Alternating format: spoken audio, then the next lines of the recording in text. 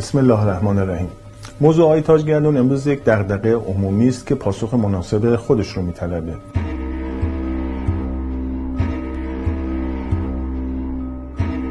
بیشک این اولین امتحان جدی مجلس 11 هست در تطبیق شعار فساد ستیزی با یک مقوله‌ای که در خصوص او اعتراض صورت گرفته شده. ما تا الان صحبت نمی کردیم، علت داشت. علتش هم این بود که نمیخواستیم به شعبه و کمیسیون تحقیق فشاری رو وارد بکنیم. اما امروز که داریم میبینیم رویه نادرستی طی شد و بدون رسیدگی به ابعاد مختلف اسناد ما شاهد اعلام نظر شعبه و کمیسیون تحقیق شدیم، لازم هستش که اسناد خودمون رو با ملت تقدیم کنیم و این ملته که باید تصمیم بگیره که ایشون صلاحیت داره یا نداره.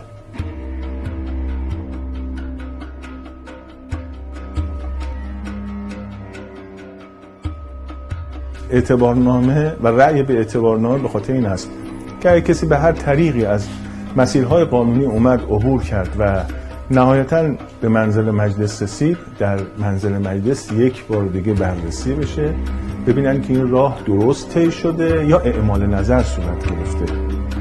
به اعتقاد ما در مسیر طی شده آقای تاجگردون اعمال نظر صورت گرفته شده و این رو باید دستگاه نظارتی پاسخگو باشن.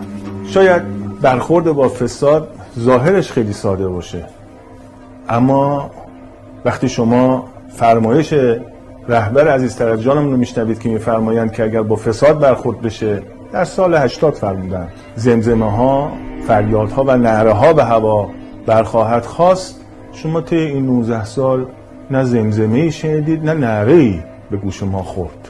یعنی فساد برخورد درست نشد و یکی از عوامل عدم برخورد درست با فساد هم دستگاه‌های امنیتی کشور هستند. در موضوع پرونده آقای تاجگردون دستگاه‌های امنیتی کشور یکیشون رفوزه شد، یکیشون تجدید شد. اونی که رفوزه شد علتش این بود که مسیر درست ارائه گزارش رو طی نکرد و گزارش درست نداد. دیگری که تجدید شد علتش این بود که ابتدا گزارش درست داد. وقتی این گزارش به دست ما رسید و ما بر اساس او بررسی کردیم، بعداً اومد در کمیسیون تحقیق به صورت کلی برخورد کرد و فرافکنی کرد. اگر میرسید به چیزی که گزارش بدید، چرا جرئت ندارید از گزارش خودتون دفاع کنید؟ لذا میگن شفافیت خوبه. بله خوبه. بعضیا میگفتن که مرگ خوبه برای همسایه.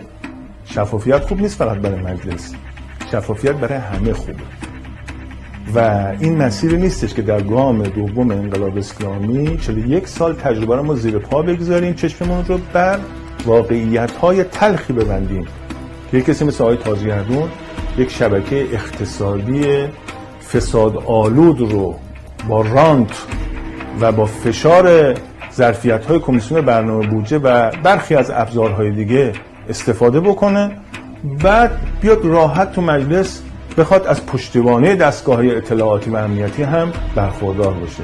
اینجا دیگه خط ممنوعه و خط قرمزه. اینجا جایی است که اگر کسی بخواد وارد بشه و بر خون شهدا پا بگذاره و بخواد وارد بشه و مصلحت سنجی‌های بیجا انجام بده، حتما نمایندگان مجلس نخواهند گذاشت که از گلوی مفسدین آب خنک و گوارا پایین بره. کمیسیون تحقیق به وظیفش عمل نکرد.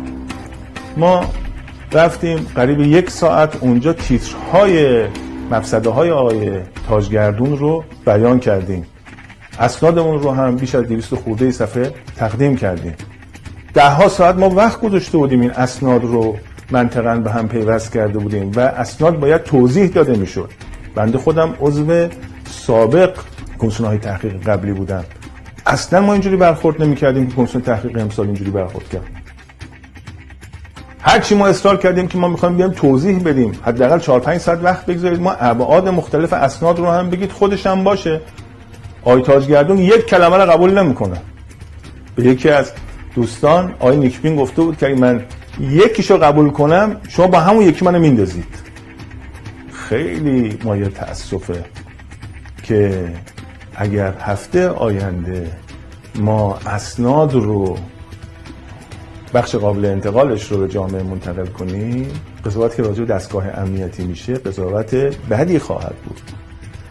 لذا ما امیدوار هستیم که انشالله این مردم ما در مسند قضاوت و با یک شفافیت دقیق در آینده نزدیک قضاوت دقیق خودشون رو داشته باشن تا سیه روی شود هر که در او غش باشد. انشالله. خدا نگهدار.